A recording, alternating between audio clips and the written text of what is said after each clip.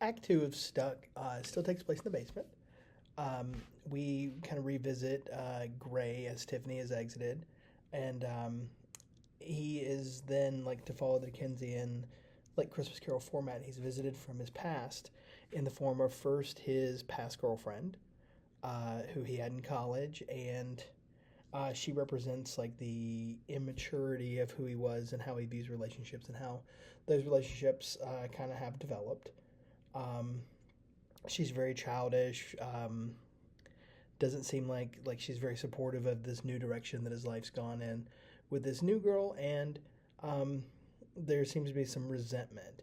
Albeit she's still a figment of whatever magical thing is happening in the basement that allows these entities to kind of visit him and allow him to reflect. While he's meeting with his ex girlfriend Stephanie and bickering about comic books and past memories, Tiffany comes down and they kind of confront his immaturity together.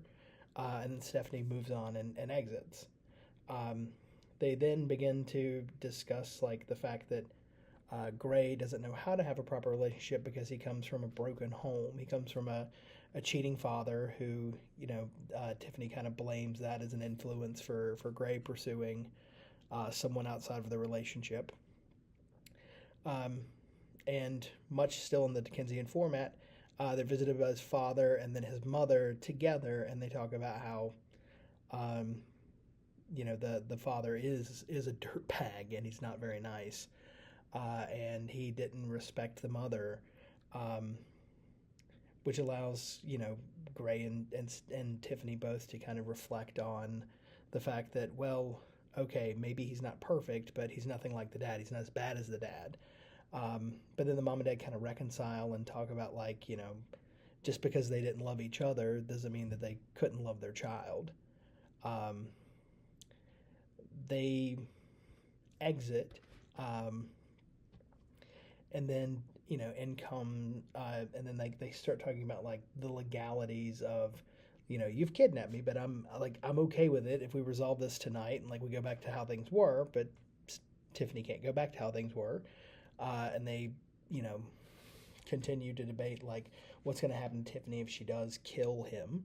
And then they are visited by like who they consider to be like their internal sense of justice, and it's represented as their school resource officers um, from when they were in elementary school, mostly like in the Dare drug campaign kind of vein.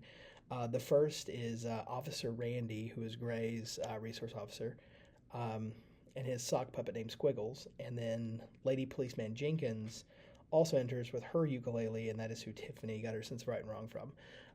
The officers cannot believe what's happening. There's a couple of interludes with the puppet, some easy jokes about, I can see your lips moving. And then there's a dance and song number about not doing drugs um, before Tiffany pulls the gun and decides that she's going to kill Gray. Um, the police officers exit very hurriedly so that they don't have to deal with what's going on.